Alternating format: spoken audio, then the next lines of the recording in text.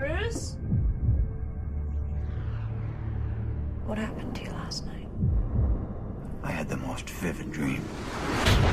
It was like being born, coming up for air, the light hitting my face, screaming. My heartbeat was like boom, boom.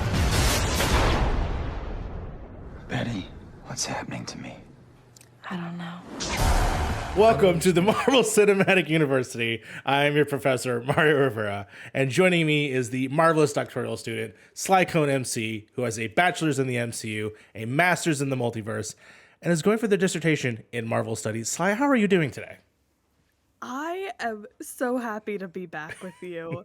We're here, we're hanging out. That's right. And let's talk about the Hulk. That's right. I'm so excited because I wanted to revisit this. But yeah, today we are talking about 2003's Hulk, not the Incredible Hulk, not called The Hulk. It's just Hulk. It's what this movie is called. And I saw this in the theaters. I love the Hulk so much growing up. So this is very exciting. I'm very excited to talk about the specific version of the classic character. So I'm going to go ahead and we're going to move right on into our first class, history class, where we're going to talk a little about the details. This, of course, is directed by Ang Lee, who, if you don't know, and you should know, has done amazing films in the past, has won many Oscars, including for films such as Crouching Tiger, Hidden Dragon, and Life of Pi, which was a big thing earlier on and a couple years ago. He did this film, which to me, now looking back at his biography, his filmography, it's just like, why would you choose this? But now I feel there's actually a good reason he did, and I'm very happy because he also was written by John Turtelman, who has done, of course, work before that we will see in the future for Rise of the Silver Surfer, and Michael France, who also did The Punisher, which you're going to hear after this one. So stay tuned for that and see how we feel about that. I assume wonderful things. Lovely. Yes. And of course, James Chalmers, who wrote Crouching Tiger, Hidden Dragon. The studio for this film is not Fox. This is not a random. I don't even know what other studios were there. New Line Cinema. We're moving on to a new studio. It is, of course, Universal Studios, which one of my favorites. They did The Mummy, Jaws, some classics there, and Jurassic Park. So this is why there's a Hulk ride in Universal Studios. Oh boy! And the film, of course, stars Eric Bana, Nick Nolte, Sam Elliott, which shocked me. Actually, he's unrecognizable in this movie. Josh Lucas and Jennifer Connelly. And Sly, if you can, please give us the longest plot ever. Yeah, of course. I did not read this plot going in, so let's see how this goes. Bruce is an ordinary gamma expert who one day gets blasted with radiation and somehow survives. But in the process, a monster was born. Now, whenever he gets angry, he grows bigger and stronger until he is no longer Bruce Banner. He becomes the Hulk. That's so generic. What is this plot summary? So apparently, I appreciate the brevity, but apparently, this is how you describe every Hulk thing. He gets blasted radiation and then he's the Hulk. Yeah, so on IMDb, it is user submitted, and so the main one has popped up. So I saw this, and I was like, this is going to be funny, just because it's so short and so generic. So, really, the plot, yes, it's all those things, but it's also about many other things. Before we get into going any further, was there anything you want to say? I remember you saying you wanted to set warnings. I don't know if it's just for The Punisher, but anything for this one specifically? Yeah, no, definitely content warning for this episode's discussion for like general mental health, but specifically talking about implications of DID within Hulk stories and suicidal ideation and how it's portrayed and not addressed, etc., in Yes. relation to Hulk stories. And then also domestic abuse. It Do is. we want to mention It's this one? yes. I wanted to mention that specifically because there are definitely rewatching this at a later age when I first saw it. There are definitely some things that that could trigger people that have survived that. we'll talk about that in the movie. But I wanted to at least give you the warning if you haven't seen the film or if you've seen it, that exists in this film. So wanted to at least give that warning, because I still think that this movie tries to rise above than some of the other movies we did. So I just want to mention that specifically. So with that, we're going to go into our second sort of class. We're going to do a Stanley seminar where we're going to talk about the film. We're going to say how we think about it. First, of course, Sly, what did you think of Ang Lee's The Hulk? I really enjoyed it. I keep saying that I don't feel like I know the character of like the Hulk or Bruce Banner. Like I don't have history with this character, but I tend to really enjoy every iteration I see of this character, which is weird to me because like I don't feel strong connections, but every time I see like Banner story, I tend to really enjoy it. Of course, you know, the MCU counterpart, we have the Incredible Hulk. Yeah. I liked it. It's not like a standout, but I enjoyed it. I will say I enjoyed this more. I don't know if that's a hot take. I like this movie a lot better. Depending who you talk to.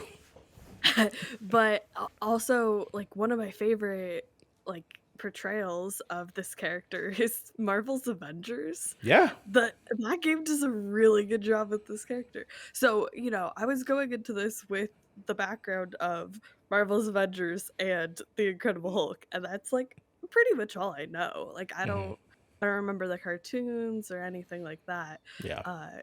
But in general, I really enjoyed this film. I thought it, you know, it carved out a pretty solid place in superhero films for its time, and it, you know, we'll talk more about like the story, but I think the story was pretty solid. Yeah, it's funny because I still remember enjoying it as a kid, even as just on a visceral level, like, oh my God, I'm seeing the Hulk on screen. I'm seeing this massive creature come to life, because my version of the Hulk is, yes, the cartoons, which I watched in the 90s. There was a cartoon along with the Spider-Man and X-Men shows. But I also remember it because my uncle is a massive David Banner fan from the original Hulk 70s TV show, where it was Bill Bixby and he turns into Luke Ferrigno, who is the giant painted green muscle builder, you know, with the mullet. And I just loved that to go to a movie with him. I think I saw it with him specifically, and that was how exciting that was to see his favorite character like on screen. Now I know that this movie gets lauded for it not being a lot of action and stuff like that. It really has very minimal in terms of that. There's no big monster really that he fights, and I think that's why everyone gets so upset about this movie. But watching it now as, you know, a fully formed adult, quote unquote, at the age of 31, and getting to appreciate the movie on its merits as a movie, and not so much like, oh my God, I need it to be good for my uncle, or I need it to be good as a comic book film. Just watch it as a movie. And Ang Lee does an absolutely fantastic job, and to me, telling this really dark, sad story about a father and son, and this and he does in the best way of doing comic book things, but for me still making it make sense in the film. I know that people were always upset about the panels that are constantly going on in the film, but I think I really people enjoyed hated it. that. Yeah, people hate Yeah. that. I made a note. I thought that was really interesting because I don't remember where we were talking about it previously, but I remember us having a discussion about like how to play with like picture in picture or Yes. comic panels or those sort of editing styles to enhance superhero stories. And then I watched this and I went, oh, they've already done it. That's really interesting. That's so funny. Yeah. I guess I'm not surprised that people didn't like it, but I thought that added to the film. I really enjoyed it. I do too. I mean, it adds both not only other perspectives that are happening at the same time, it is visually different. And yeah, it adds to that comic book perspective of, yeah, the action's happening in different planes. And watching it this time, I really, really appreciate it. And I was honestly like, whenever it happened, I never was taken out of the film. I was part of the experience for me, especially when things were like overlay on top of each other, or if it was like a giant atomic bomb or something else. Like it really, to me, added to the film greatly. And I think that the story that they end up telling, you know, the flashbacks mixed in with what's happening in the present, the imagery was there. Like this is a film. I'll say that the same Yeah. way. I think about this in the same way as I did the original X-Men movie when we talked about it. It's like when you put a filmmaker that does know what he's doing in terms of bringing that story to life and portraying it on film, that opening scene, like the X-Men, like we said, is so powerful. And there's moments in this that I find just as powerful in there, obviously for many different reasons. Let's be fair there. But yeah, I really adore this film, watching it again for the first time in a long time. But yeah, what were some other aspects that you enjoy? Like, what did you think of Eric Bana specifically? I thought he was great. I thought that you really get to see this balance and this power struggle within him of, not remembering a a key part of his childhood and not having those memories repressed, and then as he experiences this traumatic event, those being triggered and starting to having to piece together that history, and the way they told that story with, the script and with the editing, I thought was really compelling. Like, I'm by no means saying this is a perfect story. Like, there's definitely issues. It does not pass the Bechdel test. No. The one female character, not great representation, right? Um, but for the story that they were trying to tell, I think they did a really convincing job. And um, I can't fault it too much for it. Again, it's 2003. There was less criticism on how people told stories, Hmm. so people didn't try to tell stories differently. And that's really important to remember. In like, we can call these things out and say, hey, this wasn't great, Yeah. but nobody was at the time. So people weren't thinking about these points. So, like, for the story that they were telling in the time they were telling it, I really enjoyed it. I thought it was really compelling. Yeah, no, for sure. I think I did in terms of his performance specifically, between because there's now been three in the movies, but then if I'll count Bixby as well, so there's been like four iterations of Banner or David Banner instances. And to me, watching this, I mean, I can't say that Mark Ruffalo hasn't been killing it for the last several years, because he has. However, he has definitely been able to allow that character to grow into different ways, grow in from Eric Norton's version into who he is today. It's a lot more comedic now, but when you go back and see something that has to deal with something more darker, I will say I did love the performances, specifically even at the end of this movie when you're having that conversation between the father and what he's saying to him. Like, oh, it's so just it pulls at the heart so much for me as someone who's like, he says things that I'm just like crushed by. For sure. Yeah, his performance was incredible, and there was so many acting choices where it was very physical, and you could see like the physical toll this was taking on his like body language, and Yeah. that was really interesting. We don't see a lot of that, and I think that was really well done. Yeah, 100%. And also find interesting that it's this version of the Hulk. When I think of the Hulk in terms of the MCU version, it's sort of like Bruce Banner disappears and then the Hulk arises and he's a totally different personality.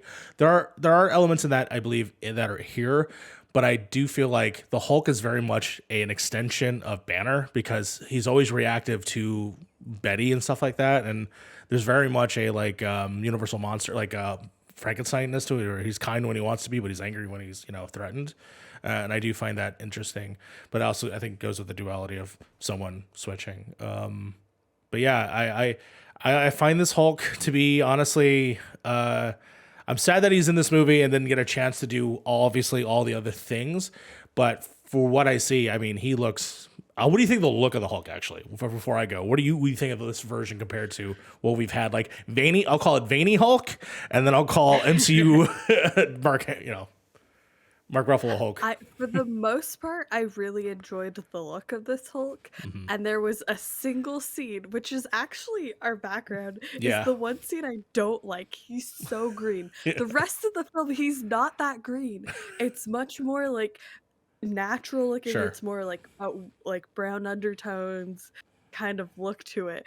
And there was just that one scene where the color correction was so off, and it took me out of it for a little bit. But in general, I really felt like pretty like realistic. I'm using that with the loose term, Sure. but it looked like a physical proportions to a body, right? Yeah. Which is something I don't think they always nail. And again, the skin color. Most of the movie, I think, is excellent. There's that one scene where he's really green, Yeah. and I don't know why. But overall, I think this Hulk looks incredible. Yeah, I think I'm the opposite of you when it comes to the color green. It's like more green the better. Like to me, this was a gamma bomb. Like I just like this is cool. Like the fact that you see him in this. It's funny because when I was researching to get the background here, it's very hard to find the poster in a very easy way. But because every image you find you're gonna find it being compared to the other Hulks, and I noticed that they're more of like an opaque military green. Which it's fine when you watch it in the film, but I want that visceral color. I love that this has that look, but I also like that he looks like just looks like an action figure, and I want to put him on my shelf. And it's the only time we ever see the Hulk's butt, I think, in all the movies. So It's a nice butt. Yeah. I'll say that. So, Good job, whoever had to find that. the Hulk's thick. But yeah, I think overall I really did enjoy the design of the the color. What did you actually think? So this is one of the first movies where we don't have a major hulking monster that he fights. He fights sort of like a wind thing, except for three dogs. What did you think of? This is another scene that people hated. What did you think of the three dogs? I thought it was a really interesting representation because, it's these dogs are his father's creations, his Yes. father's experiment. And his father sends them to attack him, right? And it's this really interesting dynamic of he is also, his father also sees him as his creation. And he's sending these other creations to like destroy the person he cares about. And so I thought the fight was fine. It looked fine. Yeah. It's I have no negative things to say about the fight itself, but the way it ties into the story I thought was really well done. And it's interesting to see in that fight he starts to learn kind of what his limits are. Yeah. And not necessarily his physical strength limits, but where mentally, like what he feels comfortable doing, Yeah. I think is really explored in that fight specifically, and I think that's really well done. Yeah, I agree with that too, actually. There's definitely moments where you see hesitation, but then there's something you're like, I got to do this thing, and it's not pleasant. Rest in peace, dogs. But I don't know. Sorry, I don't know. Yeah, should have said that. When it comes to the other cast members, a lot of the other, and let's be fair, honest men in this movie, let's talk about Josh Lucas's character, actually, which, hold on, let me make sure I don't spoil my own drama pop quiz. I just want to see if I used him as a pop quiz. No, I can. Okay, cool. We can talk about this. Do you know who that character is in the MCU? The current MCU. I'm going to have to look up his Yeah, I'm gonna look up his face. last name. I don't just remember. forgot it immediately. He's hold on. Sorry, radio. My bad. Oh, Talbot. His last name is Talbot. Oh yeah. I have a note in my notes. I at one point I was like, oh, Talbot. Of course I know Talbot. Yes, this is the Hulk's version of of Talbot. Of course, Talbot has been a character on the Agents of S.H.I.E.L.D., who Is he not in the MCU proper? Is I don't he think only he ever from made it. Agents of S.H.I.E.L.D.? I don't think he ever Oh made wow, I totally forgot about that. Yeah. No, I loved Agents of S.H.I.E.L.D. Talbot. So seeing it with this is really exciting. it. Yes, very different looks, of course. Talbot, Much younger. much younger. But however, I love the stash in the original Shield. So different depictions. Oh, different fates. Well, maybe same fates. Who doesn't matter. But yes, what did you think? Pretty similar. Yeah. Very similar. What's your thoughts on Talbot? Fuck that guy. I fucking hated him too. Great performance, but Yeah, I Josh fucking Lucas. hated him. Josh Lucas just knows how to play really douchey guys, and yeah, this was no different. He's currently on Yellowstone, so good for him. But yeah, I just thought that he was there to be the dick, and he was dick the entire movie. No room of growth whatsoever from him specifically. I respect that. Like, Yeah. so many times they try to take a character and make him a dick and then kind of redeem him at the end. Yeah. I like that they just stuck to it. They're like, this guy's an asshole, and we're not going to make any attempts to make you like him at all. Like, major props. Not many people are willing to do that. I agree, because ultimately when his journey ends in this film, it's funny, and I love the still frame of him flying away, presumably dead. We don't know. Let's just say he's hurt. Let's just say he's hurt bad. We'll just say that. Let's not make Eric Bana a murderer. So, however, someone who's probably has murdered a man in real life, I'm talking to Sam Elliott, who played General Thunderbolt Ross. He, of course, is a mainstay right now in the MCU. This is Sam Elliott taking on that role. I had no freaking clue this was Sam Elliott watching this movie, because he does not look how I normally see him, as a gentle cowboy. He's a hard ass general in this one, and he's does nothing want to do with Bruce Banner whatsoever, or his father. He just wants to throw them in jail and throw away the key. What did you think of this version of General Thunderbolt Ross versus our sort of how can I say it? Sort of like a politician version as we get in the MCU? Yeah, it was really interesting to see. I felt that they felt very similar to Yeah. me. I instantly bought it. I was like, oh, this feels like the same character. He's in more of a commanding role compared to more diplomatic role that we see in the MCU, but the vibes, the energy was the same to me. You could have told me they were the same person and I would have bought it. No, for sure. I really did appreciate Sam Elliott's role in here as both being the hard ass, and like I said, and just wants nothing to do with these two. He knows that the past, how he's never forgiving almost to Bruce. I think maybe until the very last second or whatever, but even so, very still much just Thunderbolt Ross being negative Nancy. But I loved him. I loved him for that. And let's talk about he's just labeled as the father, but I think he's in the movie called David Banner, right? Mm-hmm. Which of course is a reference to the original 70s show. So I thought that was cute. Hey, kitty. What do you think of Nick Nolte as the father? Fucking terrifyingly gross, man. Yeah. He got under my skin. From the minute we saw him. I'm like, who's the creepy guy? And then we're like, oh my gosh, it's his father. And then you learn more about what his father was doing and all of his experiments, and then that it just kept building and building till that the big scene between them where he's like, you're nothing, whatever. He just was.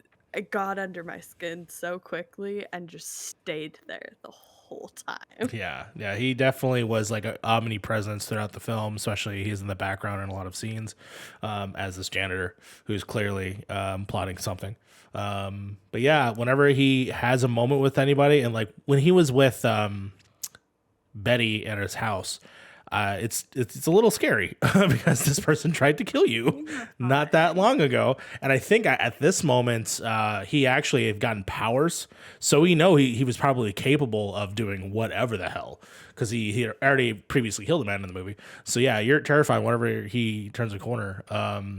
But even when his introduction, because the beginning of the movie is set around his character played by Paul Kersey, where he is doing these experiments and he's being told no to wrap it up, and then he goes the extra mile and just injects himself, and then he is given birth to a child that seemingly he does a lot of things to the child and this is the part where we're going to talk a little bit about the family stuff. He semi abuses the kid in a way where to show off the fact that he has these abilities. They show off a kid. I think he took away something away from the toy, a toy away from the kid, I think, and the kid is turning green. Stuff like that. There's also the infinite thing that happens, which of course he takes the mom in the back room, and as a kid who lived with parents who often fought behind closed doors, it was definitely something that was very reminiscent, including the final action of him looking like he was going to, he is going to kill his son or whatever.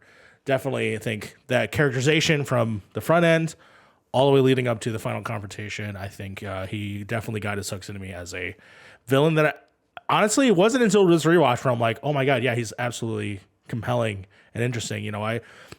I fell in with everyone else falling into the traps of like, oh, there were dogs in this movie, or like, he's just a cloud. Like, no, there's so much deep rooted villain shit that this character does that is really right there on the surface that no one taps into. And I appreciated his appeal this time. It was giving me major Dreykov vibes, which there was a lot of discussion when Black Widow came out about people being like, Taskmaster's not a compelling villain, and me being like, Taskmaster wasn't the villain here. Yeah. It was Dreykov. Yeah. And that like something about like a creepy old man who manipulates children into doing what he wants is just so underlying and like so unnoticeably like villainous that it's terrifying. And to see that here was just so well done that I was just like, this guy is scary as fuck. Yes. 100%. I think definitely if we were ranking the villains, to me, he is number one on our list as just one of the most deep rooted, terrifying things because, he could be anybody. And that I think is what's even scarier. But yeah, that is Nick Nolte. Very much so. The plot of the film, like the plot was described, it is a man gets turned into a giant monster. But I still think that the movie is very much deep rooted in all those things when it comes to hereditariness, like you're saying, potential splits in terms of DID, like personality switches. But yeah, do you want to talk about that? Yeah, go ahead. Yeah. So, bring that up. This is something that I've seen very little discussion about, but I know it's out there. I just haven't looked very hard for it. Yeah. Of the talking about, could, Bruce Banner / the Hulk be considered a character with DID, because it's never explicitly stated, to my knowledge, that he is. And most of the portrayals that I've seen or like experienced don't line up, but I think this one does. And like I will say this is not something I have any personal experience with, so take everything I'm saying with a grain of salt. But when we're looking at this film, the time the bomb goes off, the time that Dad blows up the lab, he's 4. And that is a traumatic instance that caused amnesia, right? Yes. And so that could be that's within the age range for developing DID. Gotcha. So it's very possible that could have been the inciting incident to trigger that development in his brain. And then, we see a lot of his dissociative amnesia throughout the beginning of the film before he's hit with the gamma radiation. So I think you could definitely make an argument that this could be a perspective on this character. I can't speak to the quality of that, but I think this is a really important discussion to have, and anybody who has more insight or knowledge on this topic than me. That was my cat. Cat's trying to jump on my lap while you're talking. I'm sorry. You're fine. I think this is a really interesting conversation to have, a dialogue around this film and how they're portraying this, because like you said, in this portrayal, the Hulk and Bruce aren't as different as we usually see. Yeah. There's that connection, and the way he switches is Hmm. really interesting. Yeah, I agree. And so I think that's definitely um, something that I was not expecting to see in this film, because, like I said, the other portrayals we've seen don't fit that criteria. Like, it's not within the right age range, and Yeah. like how he gets exposed doesn't really make sense for that to be a perspective on that character.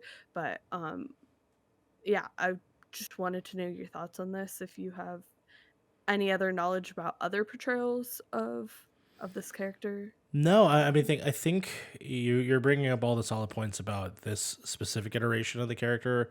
Where yeah, there's not so much. I feel like the Hulk and Bruce Banner are going through the same thing. They're that kindred spirit, but at the same time, they are the same person.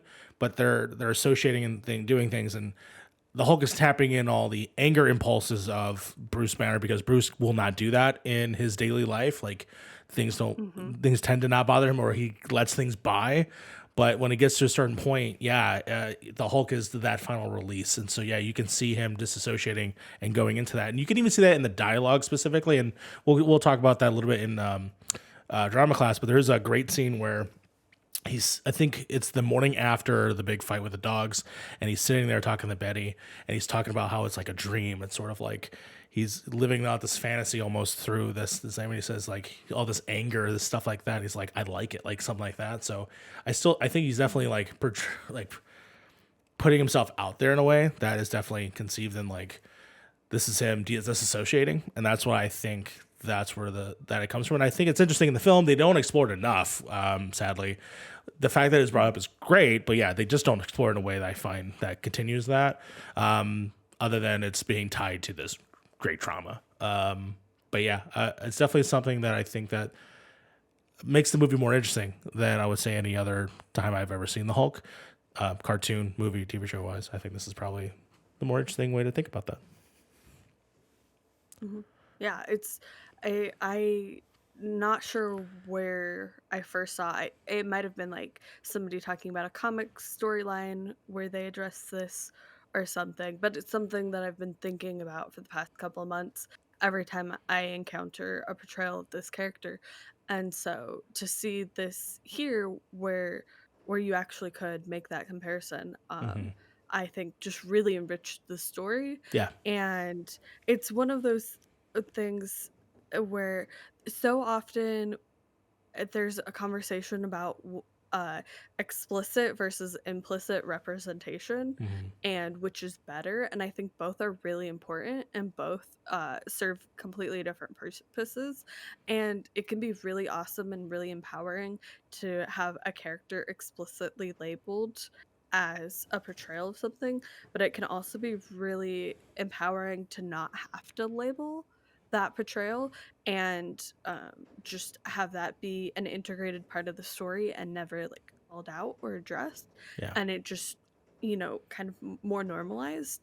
And so I really enjoyed that being more of an underlying theme, and them not trying to make a big deal out of it, and Yeah. that could just be another perspective to add to your analysis of this movie. And if you don't see it, you don't see it, and if you do, it's great. But yeah. Yeah. Yeah. The elevated storytelling, especially with this movie specifically. When it comes to, I believe, the overall like action scenes, yeah, I can see that it's not going to be the biggest raise. When you think of the Hulk, you do think smash. There is smashing in this. Specifically, to me, my favorite sequence of the action part of it is when he's in the lab going into the outside of like Nevada or whatever. Like that to me is cool. Through the desert. Through the Yeah, desert leading that into San Francisco. Yeah, yeah, I I really love that enjoyed part. that was kind of our big fight, that it Yes, was him versus the military yes, in this wide expanse, and less so, here's a big evil creature for you to destroy, yeah, because it was more about the internal battle and more about the government trying to control this perceived threat. hmm, And I think that made for a way more interesting story than just throwing a a big evil creature to destroy. I 100% agree. The fact that this movie even attempts to do that without having to worry about that, I think it honestly is brave that way to tell that story. Because yeah, everyone expects the big third act is going to be a big hairy monster. Like, no, the military is the bad guy. Military is the one trying to put this man away. And you know, they're trying to do things by anything necessary. Are they justified? I mean, he is a big monster, but still, he deserves a life too. Damn it. Or just because he wants to date your daughter. That's also, you can also think of it that way too. Let's not discredit that. Which, how do they even end up together in the same? You know. I will say the relationship in this movie, Let's talk not about my that. favorite. Let's talk about that. Yeah, okay. I like they're broken up at the beginning, right? Yes, like they dated. They broke up, Mhm. and then the explosion happens. He gets hit by the gamma radiation Yeah. and saves their lives. Like her and the other assistant, who I don't disappears remember his name. for the rest of the movie. RIP. Yeah. But then, you know, he's struggling and she helps him, and then they're back together, question mark? I don't know. It's not a great relationship. No. It's not my favorite thing. I would have liked much more for them to be good pals. Sure. I don't think this needed a romantic plotline, but that's my opinion. With that said, Liv Tyler, please come back to the MCU. I want you and Bruce Banner to be together. Fair enough. When it comes, only because there's how much of Betty Brant? I'm sorry, not Betty Brant. Betty Ross. How much of Betty Ross and General Ross do you know of? I mean, I know the very little from Incredible Hulk. What if I were to tell you, and I don't know if this is a spoiler for the future or early spoiler in comics you're going to read. What if I tell you they eventually become Hulk people too? I'm not surprised. Isn't there a lot of Hulk people? There's a lot of Hulk people, but they become specifically Betty Brant ends up. Sorry, Betty Brant. I got Betty Brant on mine because I just watched both of the Tom Holland movies, and Betty Brant's in there a lot. There you go. And she's in TikTok. She's doing the Daily Bugle stuff. That's really cool. Shout out to Betty Brant, who is my dear friend Liz's mortal enemy. So producer Liz has big beef with Betty Brant, and it's my favorite thing on the planet. That's so funny. But Betty Ross. Betty Ross is a red She-Hulk, and General Ross is Red Hulk. Which, if they're gonna do something cool for the MCU, and if the Thunderbolts are gonna be a thing, and that's his team, maybe he becomes a Hulk. And I want Red Hulk, so we'll see if we'll get there. I'm sorry. The only experience I have with Thunderbolts is where Bucky's leading it, and Sure. they have Cubic. What's her name? Kobik. Kobik? The cosmic cube. Oh. She's a little girl. No. Oh, yes. I know exactly what you're talking about. Yes. Yeah. Got you. Yeah. No. There was a period of time where we were like, "Who's this Red Hulk? We don't know who it is." And then he shrunk down and he grew a mustache. We're like, "Oh, it's Thunderbolt Ross." Like, so funny. He had no mustache when he grew big. It was so funny. It just sucked right inside into him. Incredible. So good. Sorry. So good because I was so excited. Love that Yes. for him. Yeah. So overall, does this movie hold up? Is it still worth watching? I think it's definitely worth watching. It's, not perfect. It's definitely has its problems, but overall, I think it draws really interesting parallels to what we've already seen. Mhm. Or I guess what we've already seen draws really interesting parallels to this movie. Yes. The one thing that cracked me up was when Betty did the hand to face thing, like Nat. I was like, I see where you got that. For sure. But yeah, I think people should definitely watch this film. It's one of the ones I've really enjoyed, and I can't say the same for all of the movies we watched for this show. Yeah. So Yeah, no, definitely worth watching for me. Yeah, I think starting in the the next recording that we do, I'm gonna create a chart, and it's just gonna be faces, and it's gonna be like really good ones and the really bad ones, and we're gonna see where they are. Right now, this is more on the X-Men high category. I adore this film. I can watch. I think I can watch this standalone. In terms of revisiting in the future as a textbook example of just how to tell an amazing story inside a superhero context done by a really great director. I just think it's a really fantastic film that people really need to revisit. People, when I told them this, when I said that our next episode was the Hulk, people were shocked when I said that it was fantastic. So I'm really hoping, Yeah, it was great. I really hope people like listen to us and be like, wait a minute, should I revisit this? Which, by the way, I forgot, if you want to stream it, it's on Peacock right now. So sign up for Peacock just for the Hulk. I dare you. I will say the one thing I didn't mention was the graphics in this. Mm-hmm.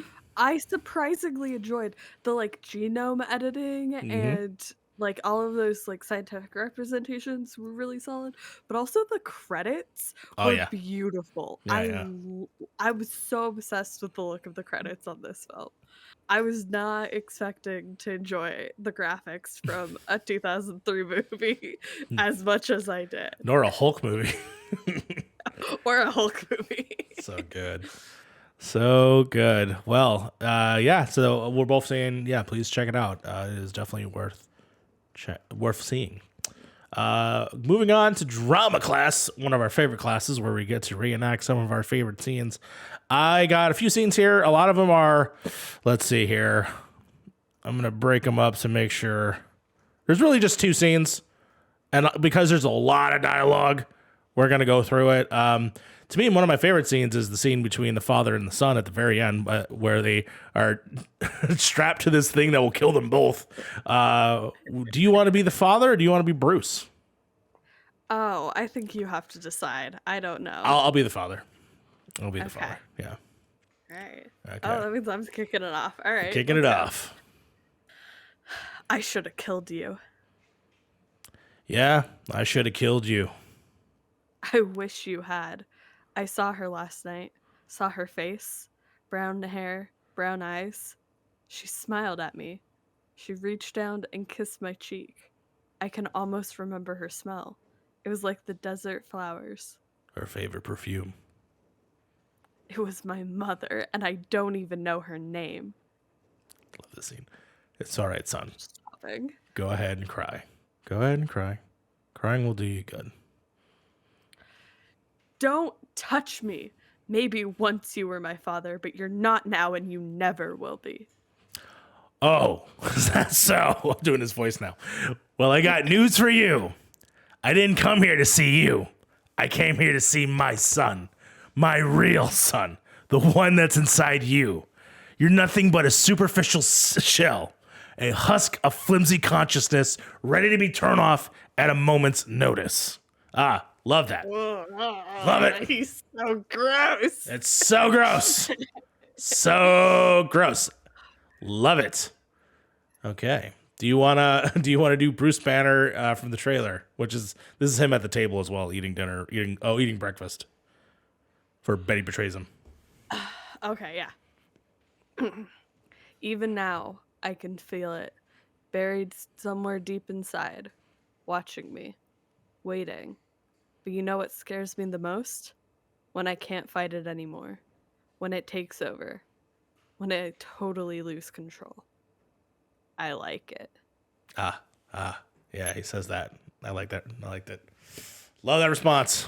And then lastly, do you want to be Betty Ross or Bruce Banner?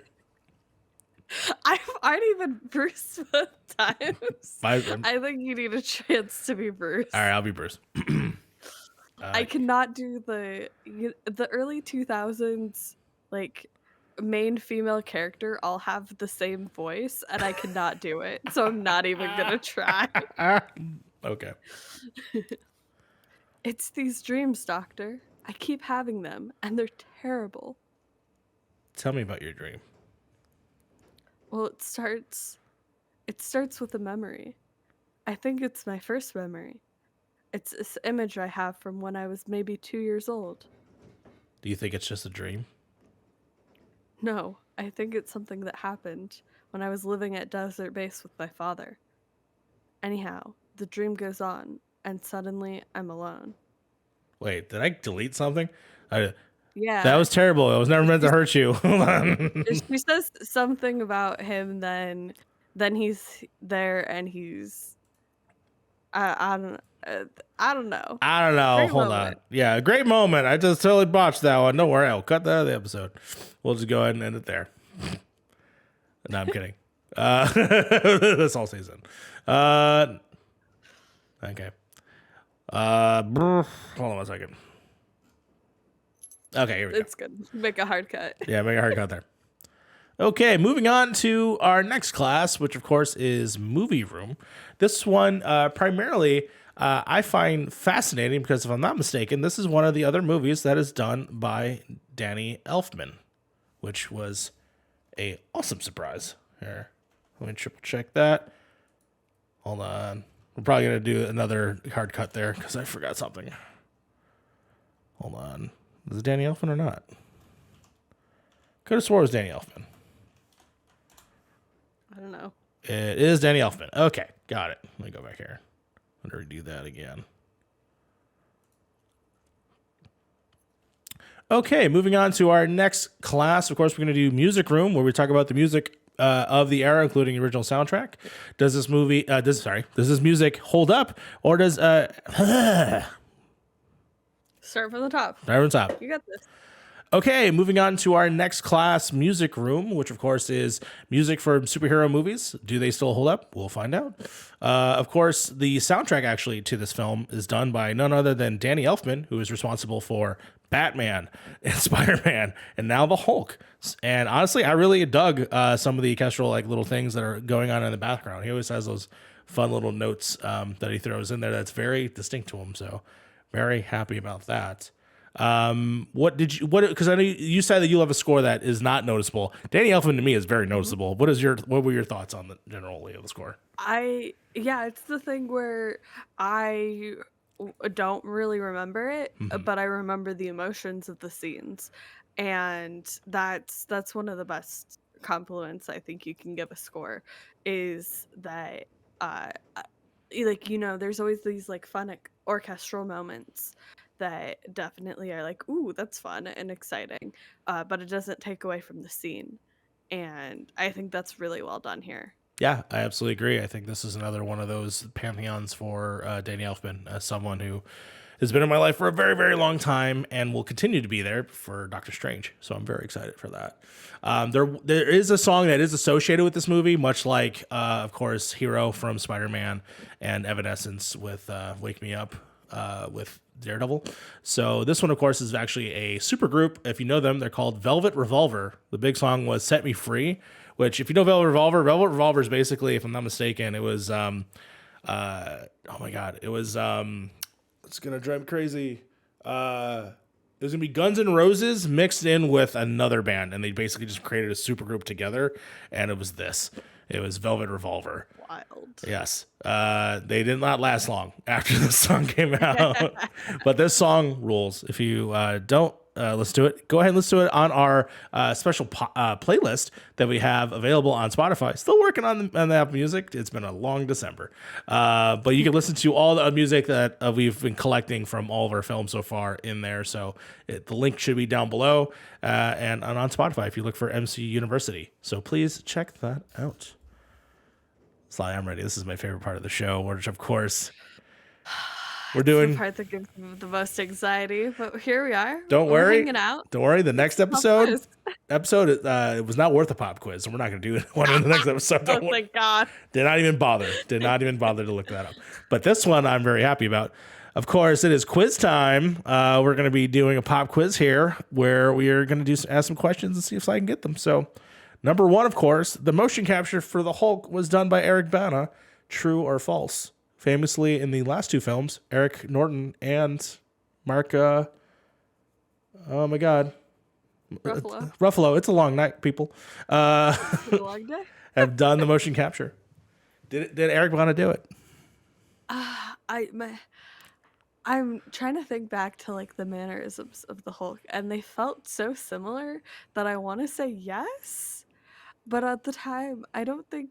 I think it was really common to have somebody else do it, right? Yeah, I would say so. So I, I'm gonna go with my gut and say true. Who did it? Sadly, no. This Not. was the first time. Yeah, the whole. I didn't think so. No, of course. But this is who did it, and that's hilarious. The director Ang Lee did it, and he dressed up in full suit for and him. would just swing around and smash things and just do. There's some great video that you can find online that is just him wearing this suit, like Hulk hands, and all. It's so great. Eric Bana, of course, provided a wonderful portrayal of Bruce Banner, but he did not do the Hulk, sadly. But you know who also could have been Bruce Banner? It could be one of these actors, and you gotta tell me which one you think it is. Was it A, Johnny Depp, B, Jeff Goldblum, C, Steve Buscemi, and D, Edward Norton?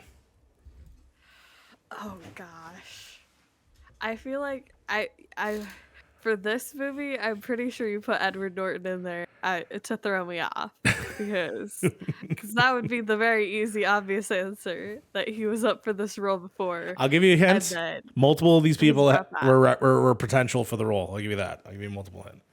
All right. This is a good question. Who? The answer might surprise you. I can't imagine any of these. Some of them are like, really? Is Mario crazy or is Hollywood crazy? That's what I'm trying to figure out here. Is this a crazy Mario pick or a crazy Hollywood pick? And honestly, I can't tell the difference.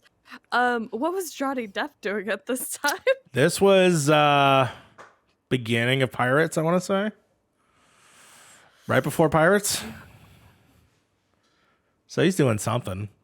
Desperado. I feel like he would be up there. I think he would have been on the list. This is before problematic, Edward. So I'll tell you now. Johnny Depp wasn't problematic. Everyone loved him. Jeff Goldblum was still hot in terms of like he probably could have been in action roles, I guess. Steve Buscemi. Edward Norton was a dork. But of course, Bruce Banner is a dork. So don't get me wrong. Yeah. I mean, Edward Norton did great. I enjoyed him. I don't know if that's a hot take either. I thought he was fine. I thought he was fine too. I'm gonna say Johnny Depp and Edward Norton were up for it. You're gonna get a correct answer on this only because they were all considered to be the Hulk at one point.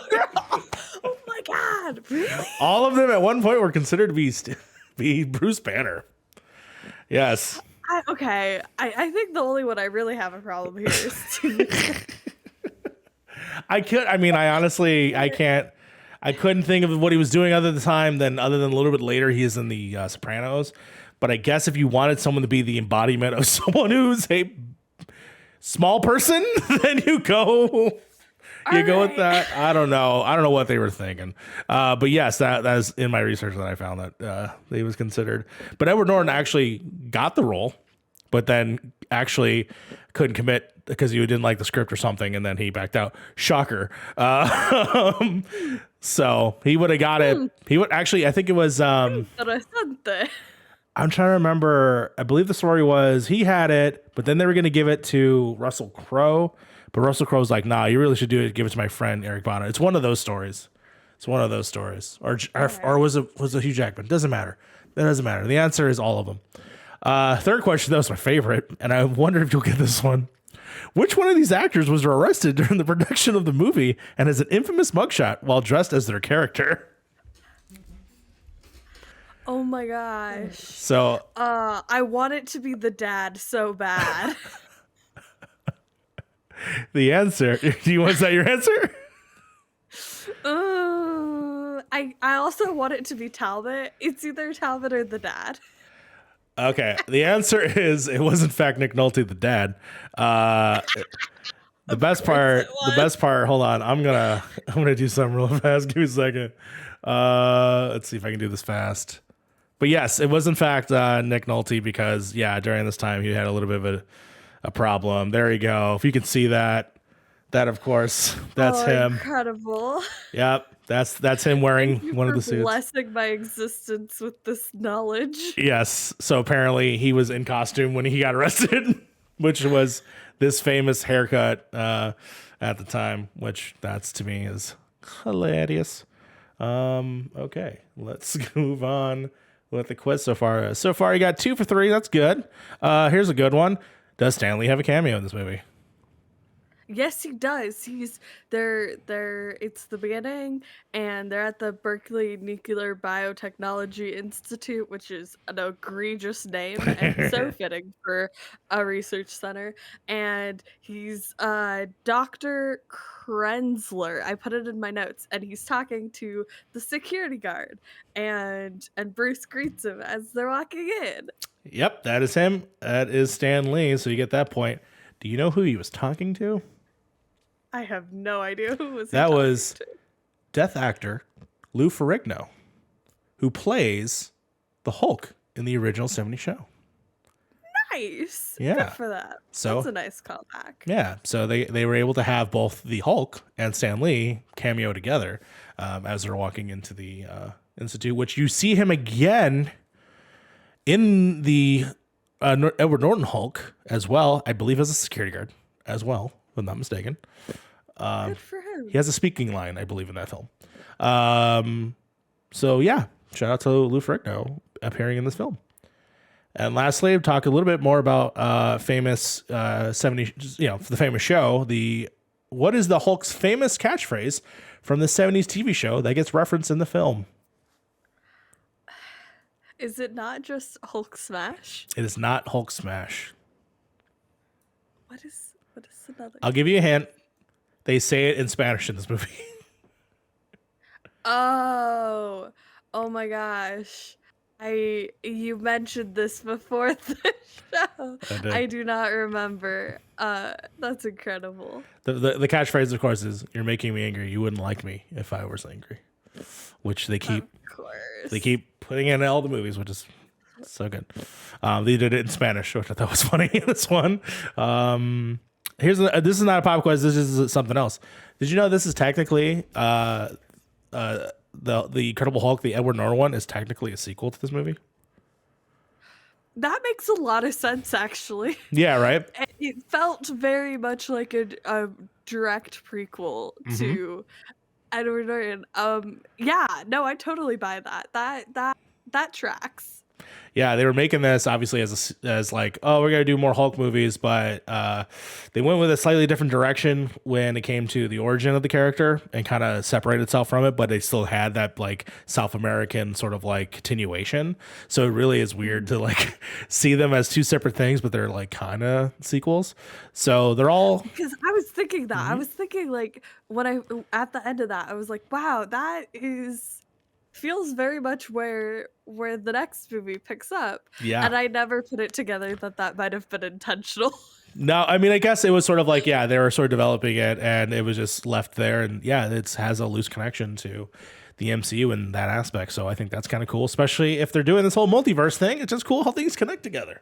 So yeah, I'm trying to think, is there any other fun things that I thought about? I think that was it. I think that was one of the cool things, that this is technically a continuation of that last film. All right, that is, of course, concluding pop quiz time. We're going to go ahead and go to homeroom and our final thoughts on the film. Any final thoughts other than this is a good movie, pretty much? Go watch this movie. Yeah. I really enjoyed it. I think everybody will get something out of watching this or rewatching it, for sure. Yeah, especially if you... Nothing but positives. Yeah, especially if you watched it when it came out and haven't seen it ever since, and really, you had your thought on it, which everyone does, and you really love the MCU characterization right now too. That's great. This is definitely a different take on it, and just take it for a grain of salt of what it is as a film. And I think that you will find enjoyment in it, and not get your expectations so high of a Hulk punching things. Because now we have a Hulk that doesn't really punch things anymore. He doesn't even like doing it. So, right? At that point, definitely give this film a shot. I think Ang Lee did a fantastic job creating a new depiction of the character for the first time, and really brought it to life. Oh, I think it took what was like, they said something about like 100 hours or 100 million hours or something like that to like render the Hulk I don't know. It was a lot of power back then. It took a lot to make the Hulk real. So I can imagine. yeah, it probably takes like 10 seconds now on the new hardware. Oh boy. Well, of course, that is pretty much going to bring us up to closing the show here. And we're going to go ahead and Sly, where can people find you on the internet? You can find me pretty much everywhere on the internet at SlyCloudMC for all my socials. You can find me on Point in Progress, where we host this lovely show. And also shout out to Stark Radio, who let me join for their Hawkeye after parties. Yeah. So, It's going well. There's going to be fifth episode by the time this releases, or fifth episode by the time this releases. So definitely please check that all out. yeah, for sure. Yeah. I was trying to do the math of when this will come out. Yeah, this will come out this week. We have actually caught up on time. So if you're hearing this. Oh, heck. Oh, yeah. If you're hearing this, then check out this week, episode 5, Stark Radio After Party. That's right. Will the Pink Kingpin be there? Who knows? We'll see. It's me spoiling something for the future. All right. And homework for next week. Yes. Of course. Yeah, you're gonna Great have to. film. You're gonna have to Lovely. watch. You're gonna have to You're watch. really enjoy it. Yeah, you're gonna have to watch The Punisher. Okay, you know what? Let me go clean on this. Okay, Okay, next go week's for it. episode is gonna be The Punisher, which I'm looking forward to seeing how it holds up. And man, I'm giving it a fair shake and hope that it does really well. Really excited for this movie. Really, really excited for it. Hopefully it doesn't rot my brain. And please, very excited about that. Of course, you can find me at Night Mute City, and I love the show. So just watch the show on every Wednesday. So till then, class is dismissed. Welcome to the Marvel Cinematic Universe. I am your professor, Mario Rivera. You say it every time now. What do I say now? Marvel Cinematic Universe. Ah, damn it. That's going at the end of the episode. Welcome. Fuck. I'm sorry. No, it's not your fault. It's like I started too early. God, I need chapstick. My lips hurt. Okay. I had chopstick. It's like I could hand it to you. Okay. Oh. This is all going at the end of the episode. Okay. Totally lose control.